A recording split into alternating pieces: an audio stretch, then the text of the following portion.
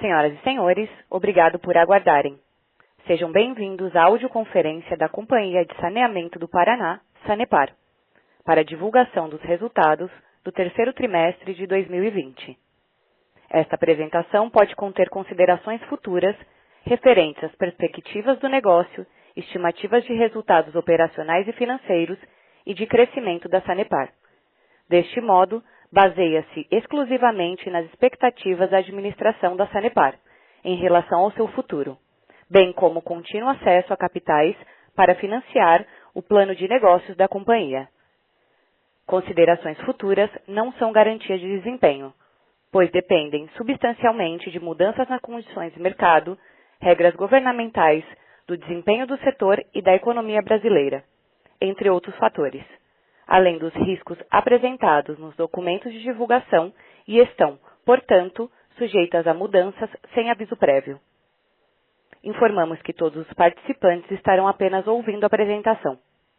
Encerrada a apresentação, iniciaremos a sessão de perguntas e respostas com limite de 30 minutos. Para iniciarmos, passamos a palavra ao diretor financeiro e de relação com investidores, Abel Demétrio.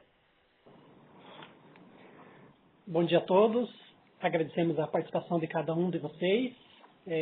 Conosco estão a gerente de RI, Fabiane Queiroz e a equipe de RI, o gerente contábil em exercício, César Augusto Alcântara Neves, nosso gerente financeiro, Luiz Sodré Svensson Neto, e o gerente de planejamento financeiro, William Givanildo. Passando então para a apresentação dos resultados do terceiro trimestre de 2020 e acumulado até setembro de 2020. Vamos para a apresentação na página 3, com os destaques. Comparando então os 9 meses de 2020 com os 9 meses de 2019, nós tivemos um crescimento de receita líquida de 5,3%, um crescimento do EBITDA de 3,3% e do lucro líquido de 1,6%. Nosso índice de atendimento com água é de 100%, esgotamento sanitário com 74,7%. Nosso EBITDA atingiu um bi 340 milhões em 9 meses de 2019, passou de 1 bi 340,5 nos 9 meses de 2019 para 1 bi 385,2 nos 9 meses de 2020.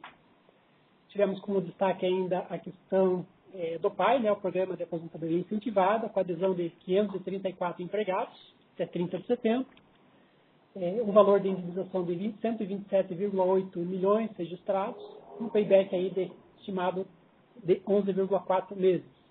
Também fomos agraciados recentemente com a transparência referente às demonstrações contábeis do ano de 2019.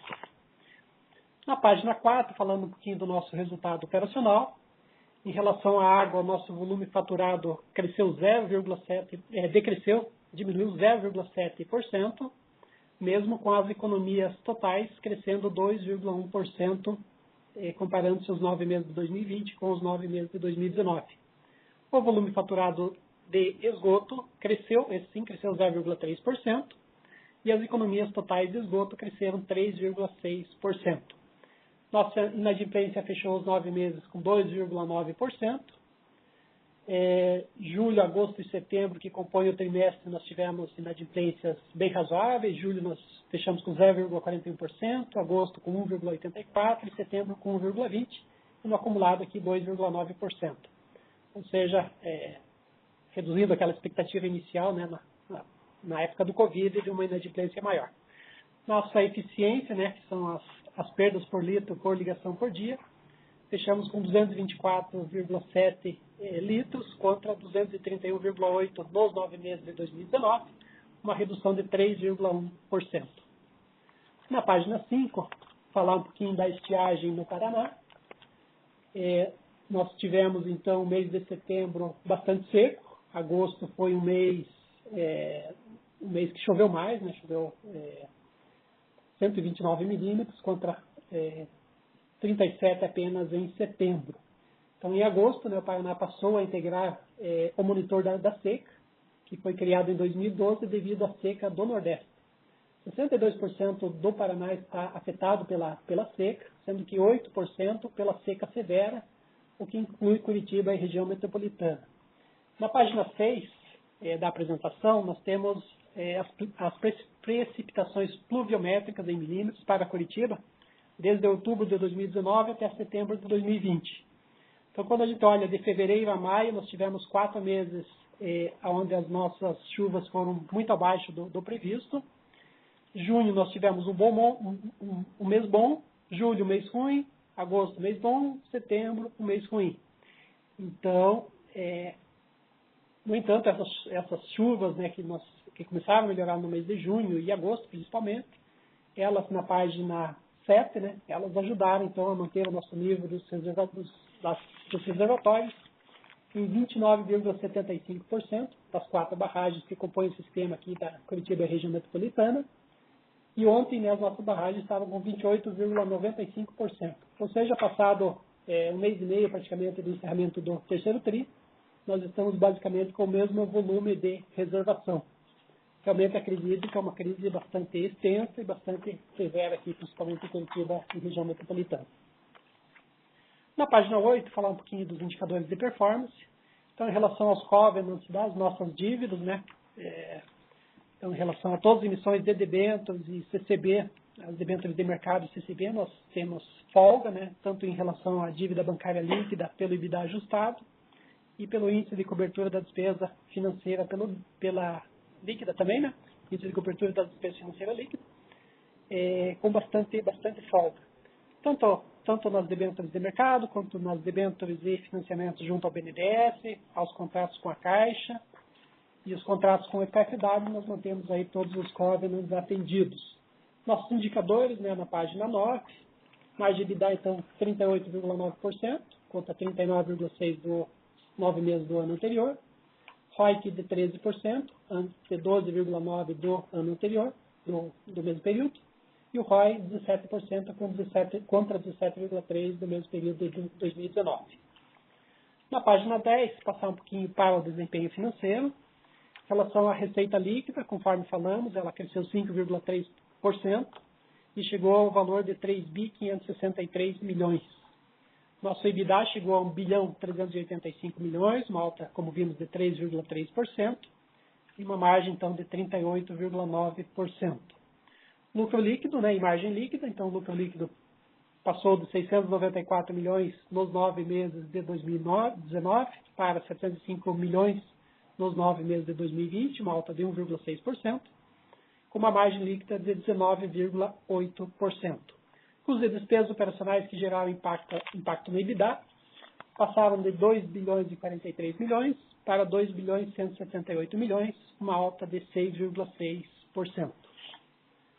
Na página 11, nós vemos que a nossa geração de caixa atingiu 1 bilhão e 325 milhões, uma alta de 25,5%, atingindo uma conversão do EBITDA em caixa de 95,7%, aqui principalmente pela questão de registro do plano de aposentadoria incentivado, cujo pagamento aos empregados agora aposentados se dará em 6 vezes, então teve um efeito já no resultado, mas ainda não no caixa integralmente.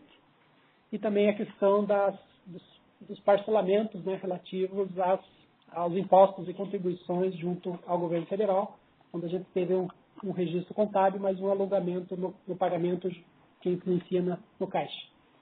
A dívida líquida e alavancagem, temos uma dívida de curto prazo de 561 milhões, dívida de longo prazo de 3 bilhões e 104 milhões, totalizando então uma dívida de 3 bilhões e 675 milhões. Fechamos 30 de setembro com 963 milhões em caixa, o que sobra, então, endividamento líquido aí de 2 bilhões e 702 milhões, o que representa uma alavancagem de 1,3 vezes contra 1,4 em 2019. Nosso custo médio ponderado da dívida com 7,9%. Nosso CAPEX realizado nos 9 primeiros meses de 705 milhões, um decréscimo de 6,3%. Dada também toda a situação de pandemia e todo o reflexo aí na cadeia de fornecedores, né, inclusive agora com dificuldades na entregas aí de materiais que a gente vê na economia. Né. Passando para a página 12, falar um pouquinho dos números específicos do terceiro trimestre. Como vimos, a receita líquida ela caiu 1,6% no trimestre. E o total de custos e despesas, ele cresceu 11,4% no trimestre. Basicamente, a alta do total de custos e despesas se deve, então, ao registro na conta de pessoal. Então, dos 396.834.000, nós tivemos um registro do PAI de 111.345.000. Tirando esse efeito, então, o pessoal, em vez de crescer 42%, cresceria 2,16%. Da mesma forma, o total de custos e despesas, ele inclusive decresceria se não fosse esse efeito não recorrente. Nosso resultado líquido, no trimestre, 164.580.000, um decréscimo de 32,4% em relação aos 243.640.000 do terceiro TRI de 2019. Na página 13, falar um pouco, então, dos 9 meses. A gente já viu, né, que a questão de pessoal, o grande impacto foi o PAI, né? Na questão de materiais, principalmente na conta, a questão do material de tratamento, que a gente está com um volume de 30,9% acima do realizado no ano passado, e materiais de segurança, proteção e vestuário, dada a Covid, também com uma alta aí de 30,7%. Em relação à conta de serviços de terceiros, que variou 6,8%, as principais contas que tiveram impacto, então, foram serviços técnicos profissionais, aqui a própria transposição, né, da pedreira, da água lá do Orleans, teve um gasto aí com serviço técnico profissional. Serviço de cadastro e faturamento, crescendo 78%, aqui também reflexo da terceirização do serviço de leitura e entrega das contas. E fretes e carretos, também uma conta que teve uma variação significativa, dada a crise hídrica e o aumento na demanda do abastecimento por caminhão-pipa para hospitais, órgãos de utilidades públicas e clientes residenciais, inclusive, né? Então, e Fazenda Rio Grande, né, que tivemos um acidente com a Transpetro, também ocasionou a utilização de caminhão-pipa aqui na análise 300, né, o grupo de serviços. Em relação às gerais e tributárias, houve um decréscimo de 1,7%. As principais variações, Fundo Municipal de Saneamento e Gestão Ambiental, que tiveram um crescimento, e taxa de regulação, que também cresceu 13,3%, dado que ele é cobrado com base na receita anterior, que teve um acréscimo significativo. Em relação às provisões do Plano de Saúde e Previdência, basicamente os mesmos impactos já, dado a nova avaliação atuarial, né, que houve, né, no início do exercício. Questão de despesas e receitas financeiras, 5,6% acima do realizado no ano passado, um maior crescimento do volume de caixa, mais empréstimos de financiamentos tomados, né, nesse sentido, então, ocasionaram aí o crescimento das despesas financeiras.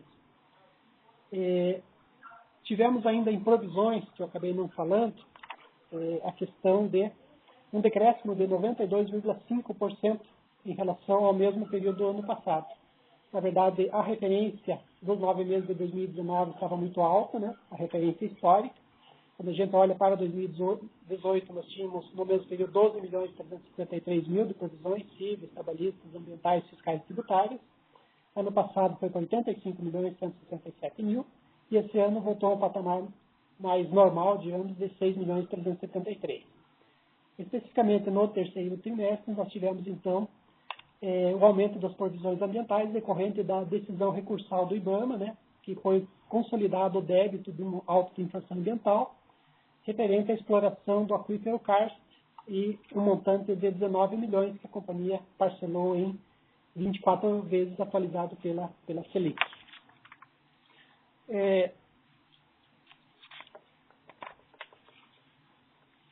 Em relação à conta de outros custos e despesas, então aqui nós tivemos sim um provisionamento maior, né, de provisões para contas a receber de particulares, né, no trimestre, e além também da estimativa para perdas esperadas em função do cenário da Covid, impactando então nesta conta.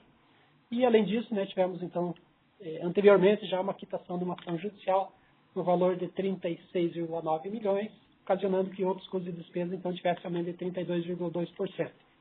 Então, o resultado em 9 meses, chegando a 74.991.000, uma alta de 1,6% ante os 693.713.000 do mesmo período do ano anterior. A página 14, que é uma página, acho que, bastante explicativa, no sentido da gente tirar dos resultados o efeito não recorrente. Então, no terceiro TRI de 2020, então, tivemos um registro do PAI de 111.345.000, e quando olhamos para 9 meses, um efeito não recorrente de PAI de 127.794.000. Comparando-se a margem EBITDA, tirando os seus itens não recorrentes, ela seria no terceiro TRI de 43,2%, também 43,2% nos 9 meses de 2020, ante 40,5% nos 9 meses de 2019. Na página 15, falar um pouquinho do ajuste dos itens não gerenciáveis, né, energia elétrica, material de tratamento, taxas de encargos. O nosso EBITDA, então, ajustando os 1.385,2 milhões com os itens não gerenciáveis, 79,5 milhões. Nosso EBITDA seria de 1.464 milhões e uma margem de 41,4%. Na página 16, falar um pouquinho do balanço patrimonial. As principais contas com variação mais significativa, né, mais impactantes. Questão de aplicações financeiras, dado o aumento da liquidez da companhia, né, principalmente buscando aí passar essa turbulência da crise do Covid e também da crise hídrica, né, tivemos um aumento aqui de 268%, então, em aplicações financeiras. Empréstimos e financiamentos de debêntures, também crescendo 19% sobre um valor maior, atingindo 3.664.388.000, então um crescimento aqui de 19%.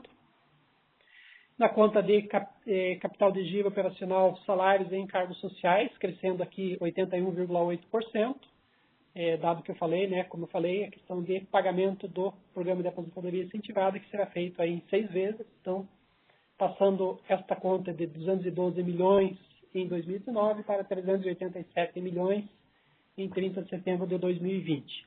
Nosso giro do capital de giro operacional em 18 dias, fechando os 9 meses. E na página 17, olhando um pouquinho para os números do fluxo de caixa, então novas atividades operacionais geraram caixa aí de 1.324.869.000. Nossas atividades de investimentos consumiram 706.499.000.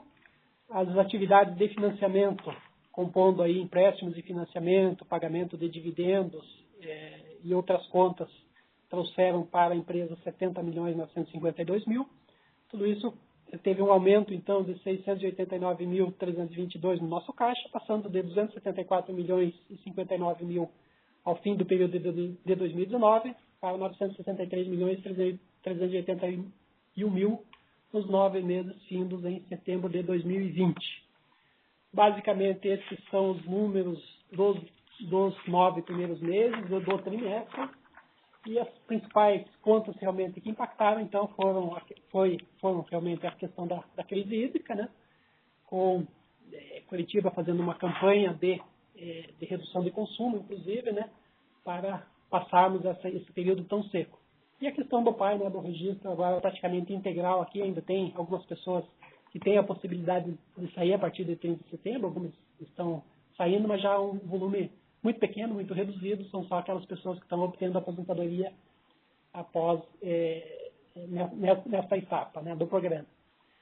Então, agradeço aqui ainda a participação da Leura Lúcia Conte de Oliveira, nossa diretora de investimentos, e o Júlio Goncharovski, nosso diretor de Meio Ambiente e Ação Social.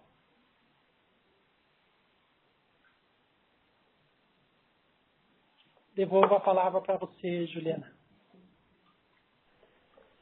Senhoras e senhores, iniciaremos agora a sessão de perguntas e respostas, que serão realizadas somente via telefone. Para fazer uma pergunta, por favor, digitem *9.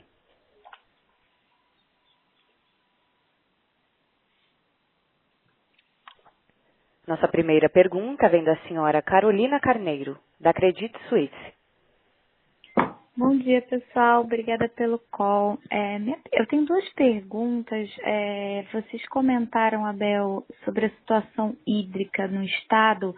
Primeiro, eu queria que você pudesse relembrar a gente como que está o rodízio na região metropolitana de Curitiba e se vocês têm já algum tipo de plano de aumentar esse rodízio, dado que de mudança nesse programa a gente poderia ver. E segundo, dado que para esse ano a previsão que parece estar se confirmando é de laninha, se você já tem em mente que tipo de alternativas vocês teriam para garantir o suprimento durante o verão, né? Dado que provavelmente o laninha poderia causar um estresse ainda maior da situação hídrica, se vocês já estão desenhando um plano de contingência que vocês podem dividir com a gente. Obrigada. Tá legal. Obrigado pela questão, Carolina. Eu vou passar essa questão para o nosso diretor de Meio Ambiente e Ação Social, o Dr. Júlio, e ele vai fazer uma explanação sobre os nossos cenários aqui, sobre a questão do rodízio na região metropolitana de Curitiba e a questão do Laninha também. Bom dia a todos. Bem, como você colocou, o fenômeno Laninha se confirmou há cerca de 30, 40 dias atrás. O NOAA reconheceu o fenômeno e as informações negativas são que o fenômeno tem se intensificado. Então, a primeira previsão nossa é que nós teríamos apenas uma primavera com chuvas abaixo da média, e a tendência agora é que o verão também seja abaixo da média. Em princípio, mesmo estando abaixo da média, primavera e verão, nos preocupa um pouco menos, porque são os meses mais chuvosos. Então, de qualquer maneira, você vai ter volume de chuvas que nos garantam o abastecimento com certa tranquilidade durante o período primavera-verão. Nós estamos muito mais preocupados e focados com o período seguinte, outono e inverno do ano que vem.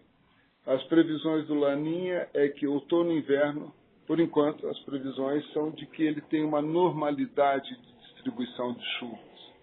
Isso ocorrendo também nos permite passar por esses períodos sem problemas maiores do que nós vemos enfrentando até agora. A situação do rodízio na região metropolitana de Curitiba, nós fizemos um protocolo, estabelecemos um protocolo de 4 níveis de rodízio.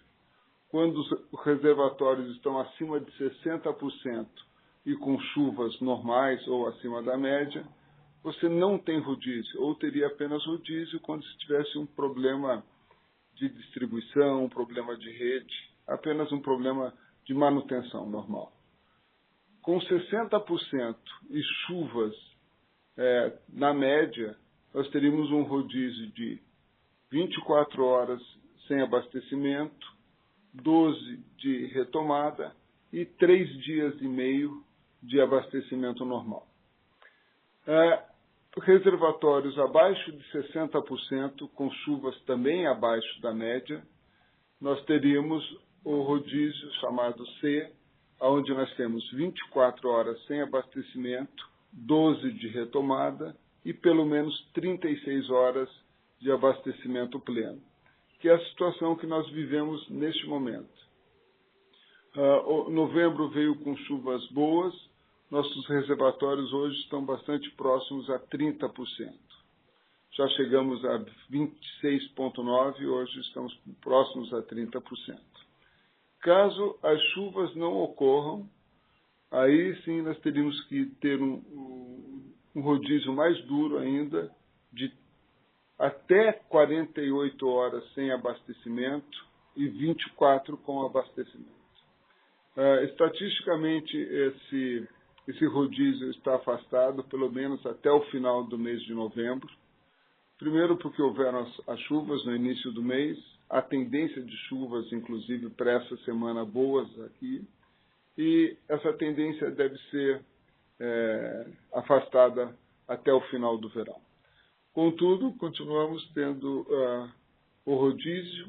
O rodízio também nos ajudou a reduzir as perdas e a população atingiu o índice de 20% de economia no residencial, que para nós foi um grande fator no sentido de que em 3 meses de campanha da Meta 20 nós conseguimos atingir. Ou seja, tanto a população quanto a mídia da região metropolitana está se mostrando muito favorável à companhia e entendendo a grave situação de seca extrema que está passando a região metropolitana. Espero poder ter te respondido. Respondeu sim, obrigada. Nossa próxima pergunta vem do senhor Gabriel Francisco, da XP Investimentos. Bom dia, pessoal. Obrigado. Eu, ainda na esteira da questão hídrica, né, queria saber como está o progresso da nova barragem salvo engano, do Miringuava, né? Quando vocês esperam que ela esteja concluída e pronta para compor ali a resiliência, né, do abastecimento hídrico da Grande Curitiba. Essa é a minha primeira questão. A minha segunda é nas questões tarifárias, né? Queria ver se há alguma atualização com respeito ali à questão do reajuste de 2020, né? Que foi um processo bem atribulado, ponto número 1. Ponto número 2, tendo em vista o quanto o processo desse ano foi, infelizmente, atribulado, eu queria saber como a companhia já está se mobilizando para o processo de revisão tarifária do próximo ano, se já está havendo aí uma interlocução com o regulador, levantamento de base de ativos, começo de início de discussão do processo. É isso do meu lado. Muito obrigado. Obrigado, Gabriel, pelas questões. Eu vou responder aqui as questões sobre a atualização tarifária e revisão, e daí passaria a palavra para a Leora, nossa diretora de investimentos. Sim, nós estamos num processo, então, de busca aqui do índice de reajuste tarifário, né? Há uma medição para este processo e nós estamos em fase já de aprovação dos órgãos aí de governança para respostas aos quesitos já formulados pelo Estado via agência reguladora, né? Que é quem abriu a mediação, né? Em relação à revisão tarifária, sim, a agência reguladora, em 21 de 10 de 2020, ela fez uma reunião, ela estabeleceu alguns ciclos para efetuar a revisão tarifária, né, de 2021, do calendário de 2021. Elas têm demandado a companhia para diversas informações sobre ativos, sobre despesas, enfim, todas as informações que ela necessita para começar, vamos dizer assim, a elaborar toda a revisão tarifária prevista para ocorrer em 2021. Inclusive, na própria ata publicada por eles citam, né, que a ideia é ter uma publicação de tarifa, né, caso homologada, em 15 de abril de 2021, o que manteria a nossa data base, que é 17 de abril, né, a data limite para a publicação, para que tarifas comecem a vigorar em 17 de maio de 2021. Então, assim, né, a gente nota que eles estão com um quadro de pessoal novo, né, um quadro de pessoal bastante já revigorado. Eles estão evoluindo na questão de discussão das várias etapas da revisão tarifária. Obviamente, é um trabalho que começou recentemente, né, e ele demanda um esforço muito grande, e nos parece nesse sentido que a agência tem demandado esforços, né, demandado um cronograma bastante apertado, vamos dizer assim, bastante difícil de ser concluído, sim, né, com bastante trabalho, mas e por isso, inclusive, eles falam, né, na própria ata que eles precisam fazer em ciclos, né, porque uma revisão normalmente duraria pelo menos uns 16 meses. Né, então, a gente nota, sim, um esforço muito grande da agência, trabalhando muito, requerendo muito documento para a companhia, e eu acho que essa que é a notícia importante e uma notícia favorável, no sentido de que as coisas estão caminhando. Né. Em relação à questão da barragem de Miringuava, vou passar para a Leora para ela fazer uma atualização aqui do andamento das obras. Bom dia, Gabriel. Com relação à barragem do Miringuava, nós estamos com as obras em franca execução. Tínhamos um cronograma inicial de concluir a primeira fase das obras agora em dezembro, mas por incrível que pareça, a questão da chuva naquela região, que é uma região bastante úmida, porque ela é muito protegida, tem uma mata bastante preservada, e isso traz bastante umidade para aquela região. E como a barragem é praticamente uma barragem de terra, é única e exclusivamente movimento de terra, nós temos dificuldade em conseguir encontrar a umidade ótima do material para que a gente dê segurança para essa barragem. Então, até previsão dentro do próprio contrato, que a cada dia de chuva, a empresa ela tem direito a um dia a mais de execução. Esse prazo de dezembro, ele já se estendeu para março de 2020, dessa primeira fase. Mas uma barragem desse porte, ela não é exclusivamente, não se faz exclusivamente a partir das obras civis que se faz lá, né? Você tem retirada de flora, retirada de fauna, você tem construção de estradas, novos acessos em toda a região. Então, tudo isso tem um cronograma um pouco mais longo. E a nossa expectativa é que a gente esteja com essas obras para que, não totalmente finalizadas, mas que a gente já pudesse utilizar a barragem para algum tipo de reserva de água a partir do segundo semestre de 2021. Obviamente que a companhia ela não está calcando a recuperação da crise hídrica exclusivamente na barragem do Miringuava, porque ao final disso nós teremos que encher a barragem. E encher a barragem significa obrigatoriamente ter água, não só nos mananciais, mas também ter chuva na bacia de contribuição. E isso é uma coisa que, como o Dr. Júlio aqui comentou, não depende exclusivamente da gente.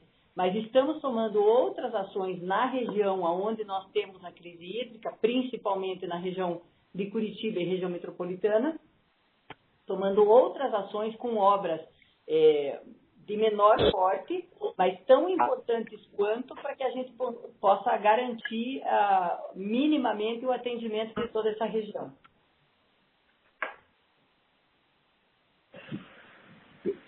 Perfeito, ficou claro.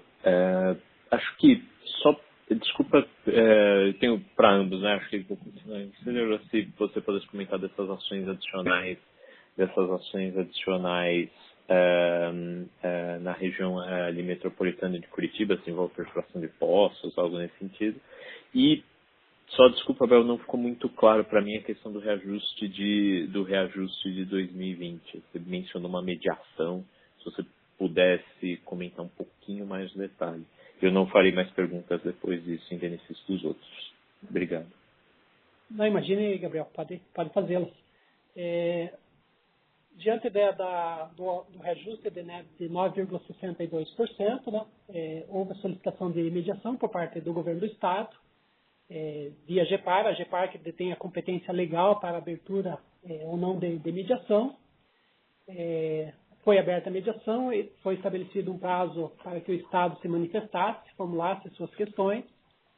O governo do Estado teve 5 dias úteis, formulou as questões, elas vieram para a companhia já está respondendo as questões, no sentido que falta apenas a deliberação aí pelos órgãos de governança, para aí sim voltar ao Estado, ao governo do Estado que tem uma réplica, vamos dizer assim, conforme estabelecido na mediação, para aí sim a diretoria, né, da GEPAR, definir então essa questão do reajuste de 2019, né, que é aplicado agora em 2020.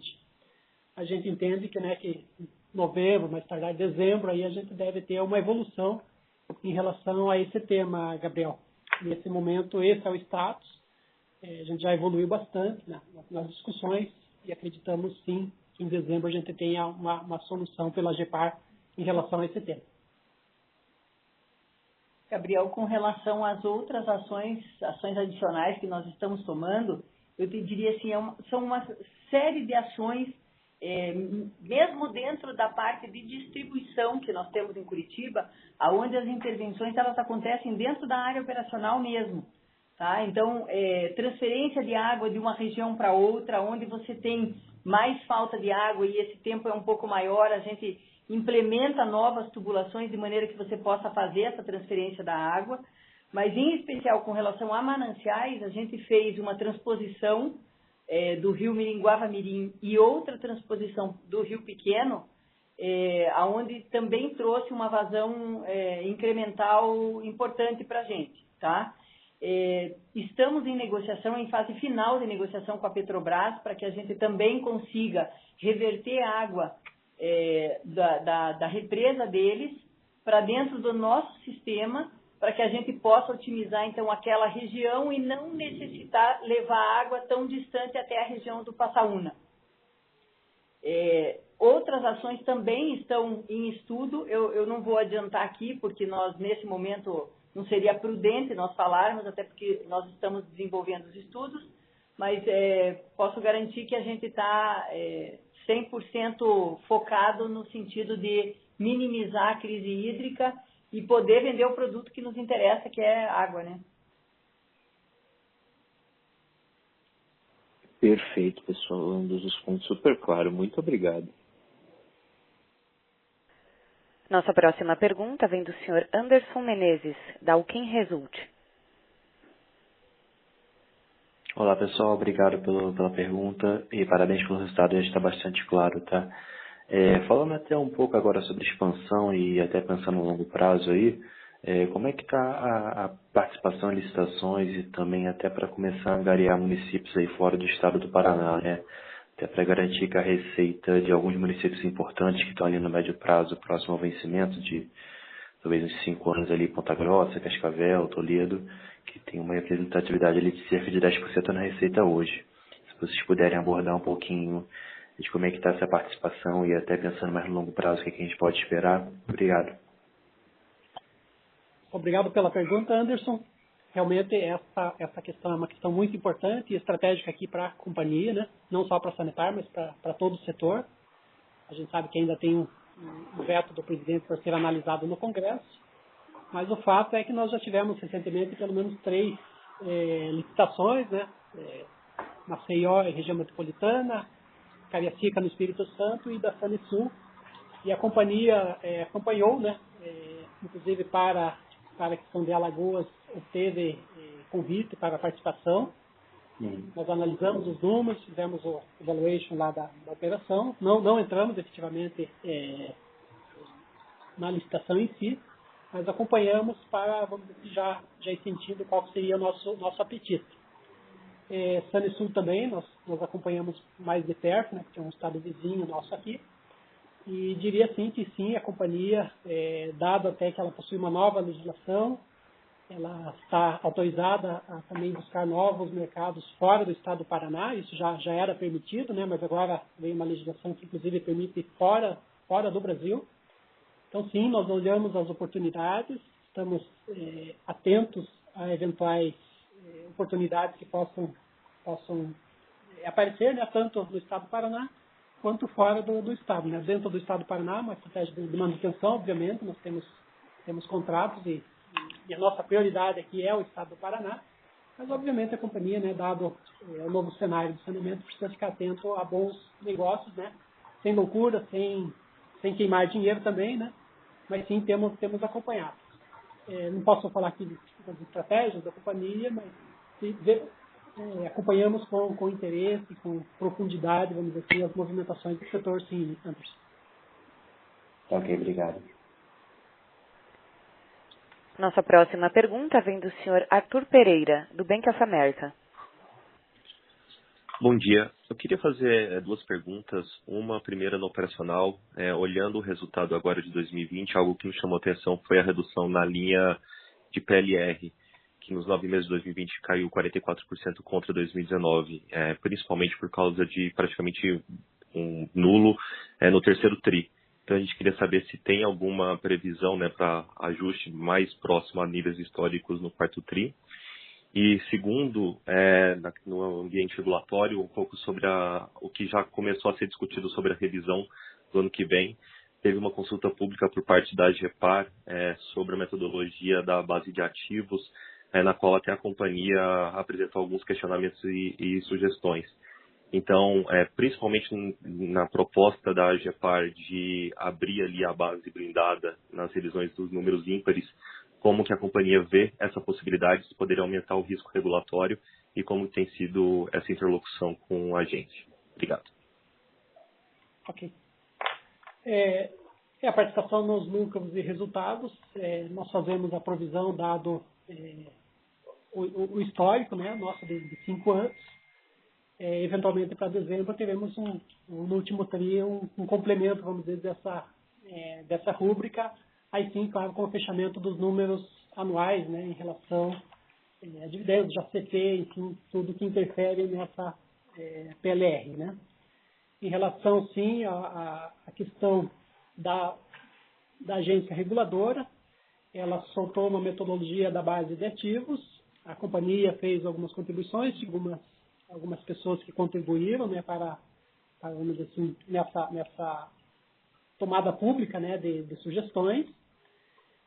A questão da base de ativos poder ser reaberta em números ímpares, isso para nós é uma possibilidade, não uma necessidade, uma garantia de que eventualmente a AGEPAR vá fazer isso nos números ímpares. Isso, no nosso entendimento, claro, é um direito da agência de fazê-lo, mas também tem custos, né, para você fazer toda uma base de ativos.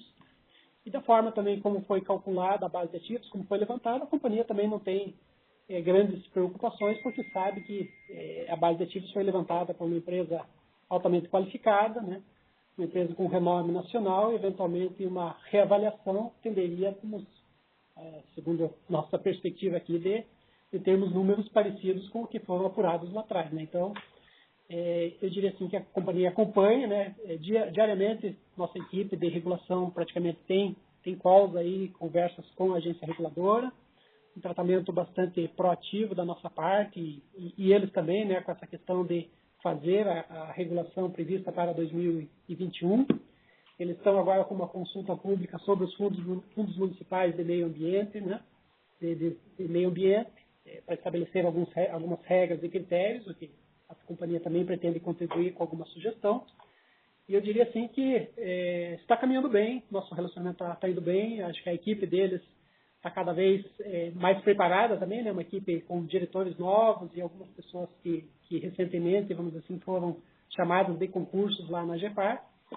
E eu vejo com bons olhos o andamento atual da agência reguladora, né? Nós realmente tivemos um período que a gente não tinha um relacionamento tão próximo, não víamos uma atividade tão grande dentro da AGEPAR, mas agora não, percebemos sim que eles estão engajados na revisão tarifária de 2021. Tem bastante trabalho, porque conforme a própria AGEPAR reconheceu, né, está na ata, né, de que houve um atraso no início da revisão, então agora tem que correr atrás do tempo para recuperar esse tempo, viu, Arthur?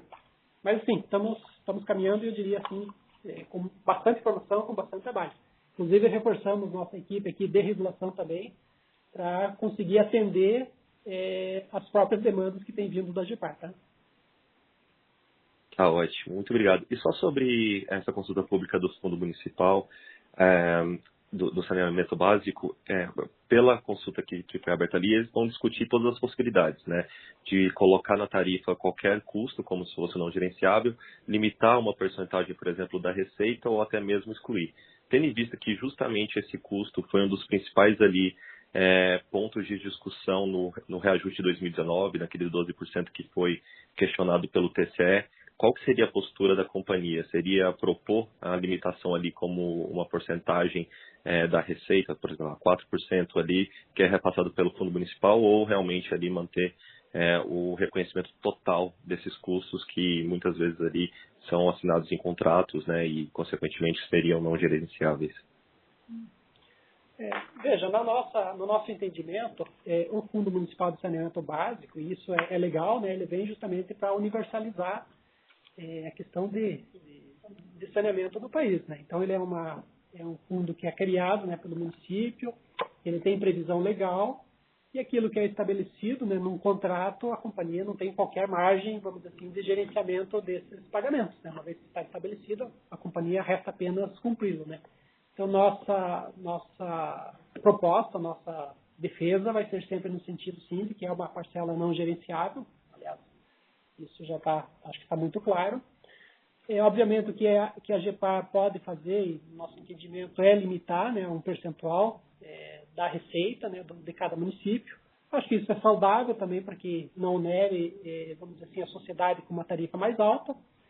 E, assim, eu diria que essas são as principais linhas, né, que talvez a AGEPAR vá nessa linha, que no nosso entendimento seria racional, né? Você limita um percentual do fundo municipal, talvez para, inclusive com escalas, né, porque determinados municípios, eventualmente, não são rentáveis, inclusive, né, então, se já tem um município que não é rentável, assim, agrega mais custo de fundo municipal, ele se torna menos rentável ainda, né?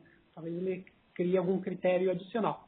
E, pelo lado da companhia, sim, sempre, vamos assim, na busca, né, de que isso seja sempre reconhecido como uma parcela A, porque efetivamente é uma parcela A, né? Não tem como a companhia fazer qualquer gestão em cima deste pagamento, né, de fundo municipal. Tá ótimo, bem claro. Se ficou claro aí? Ficou algum ponto? Não, ficou bem claro. Obrigado, André. Lembrando que para fazer uma pergunta ou comentário, por favor, digitem *9.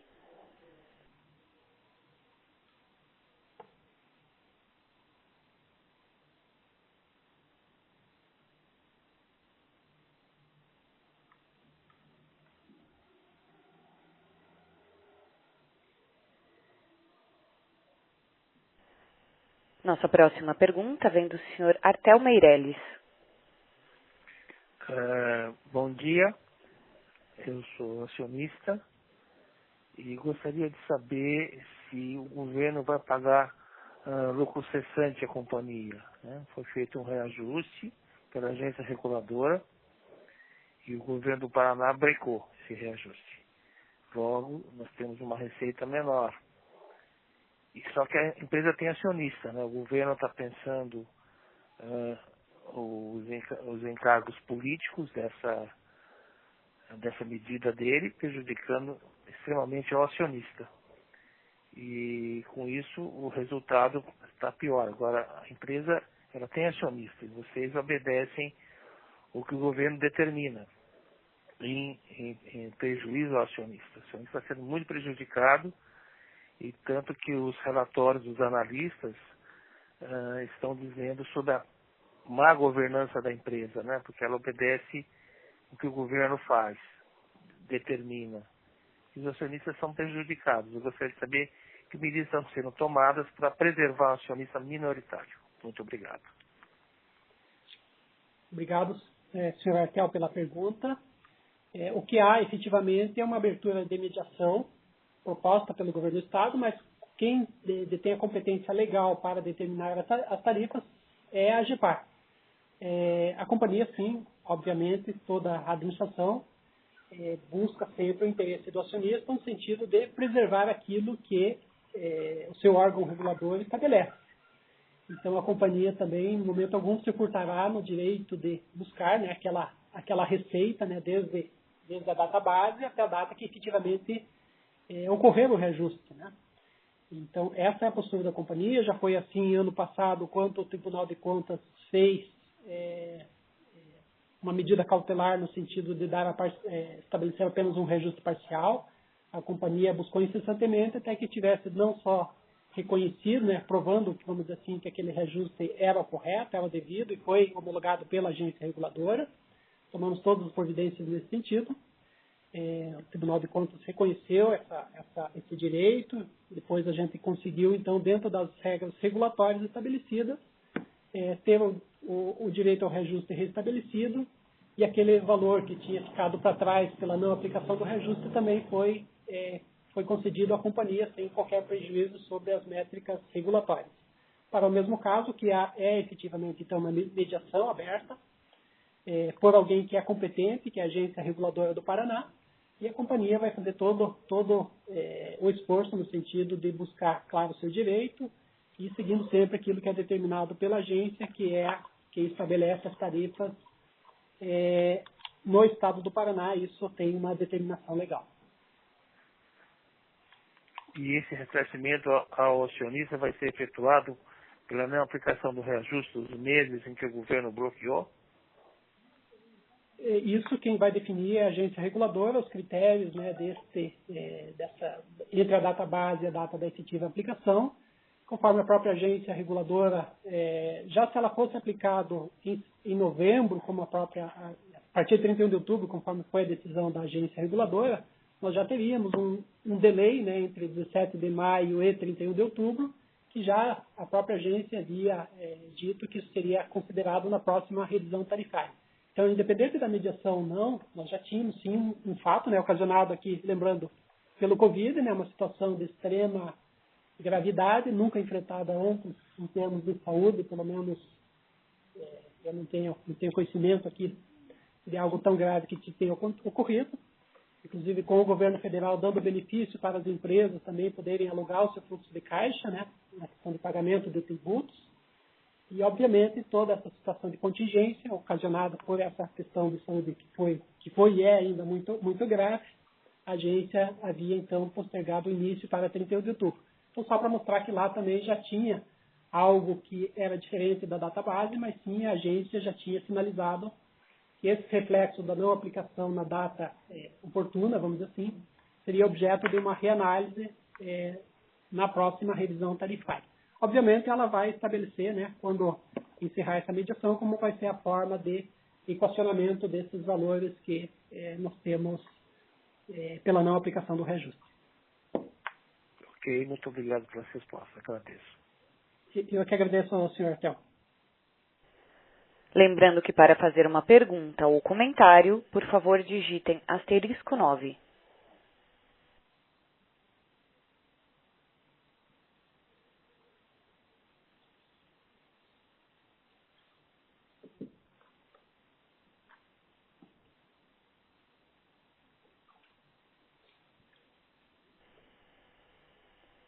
Para fazer uma pergunta ou comentário, digitem *9.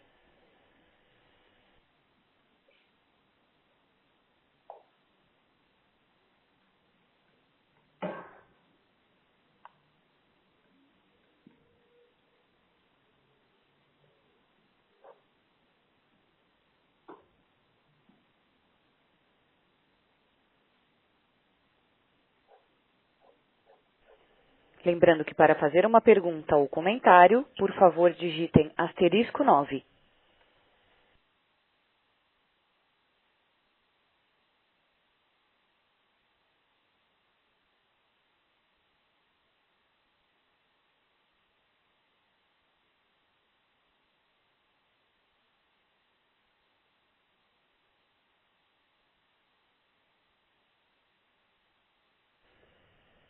Para fazer uma pergunta ou comentário, por favor digitem *9.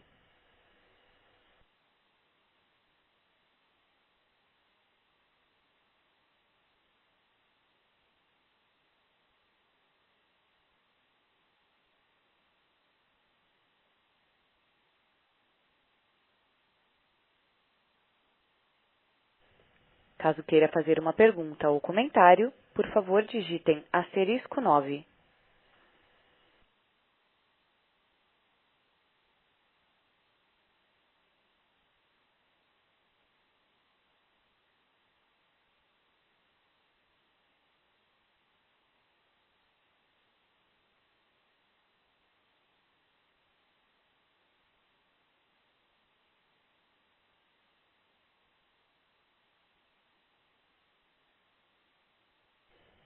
Lembrando que para fazer uma pergunta ou comentário, por favor digitem *9.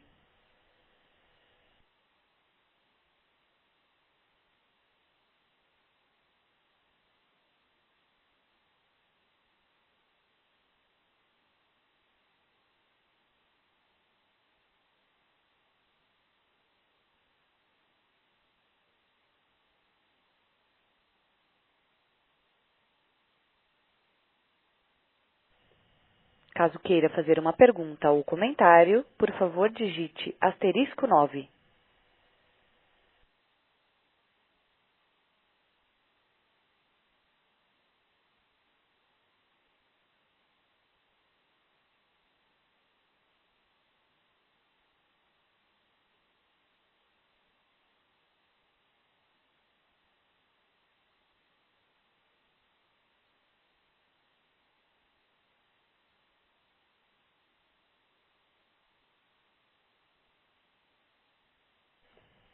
Lembrando que para fazer uma pergunta ou comentário, por favor digitem *9.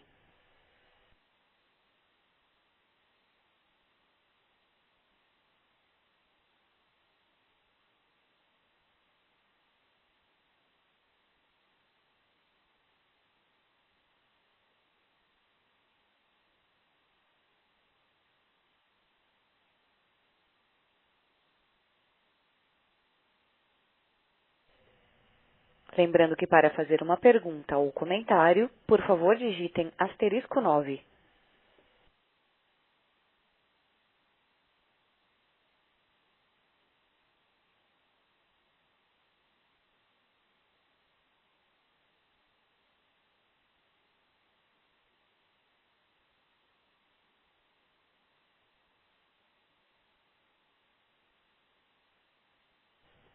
Para fazer uma pergunta ou comentário, por favor digitem *9.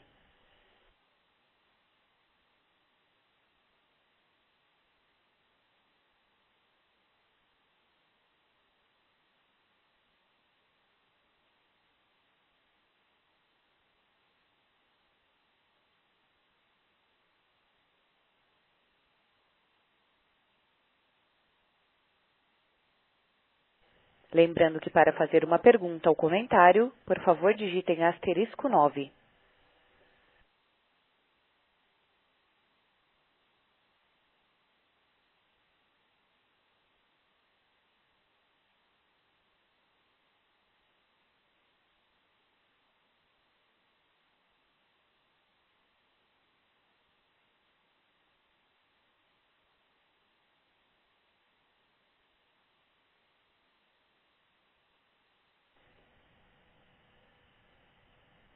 Lembrando que para fazer uma pergunta ou comentário, por favor digitem *9.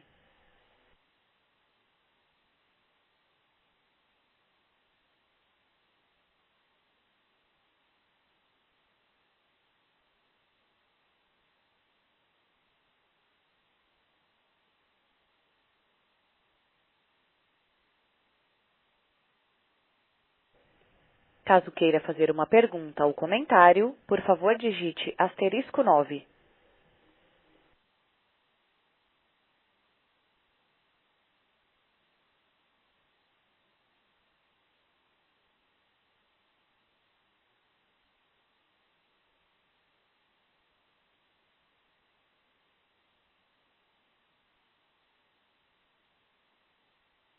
Lembrando que para fazer uma pergunta ou comentário, por favor digitem *9.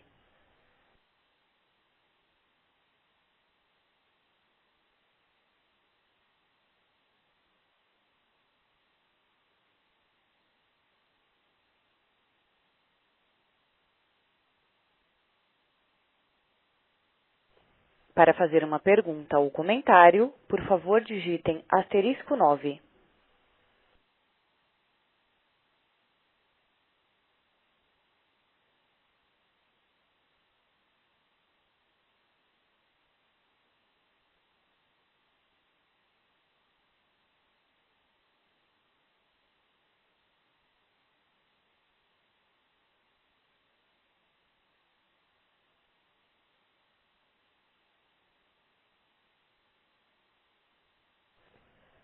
Encerramos neste momento a sessão de perguntas e respostas.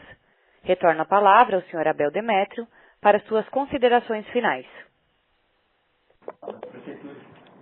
Agradecemos a presença de todos, a participação de todos nesse evento. Esperando que no quarto trimestre a gente já tenha notícias melhores sobre a questão climática. E desejando a todos aí um bom dia, tá? Abraço. A audioconferência da Sanepar está encerrada. Agradecemos a participação de todos e tenham um excelente dia.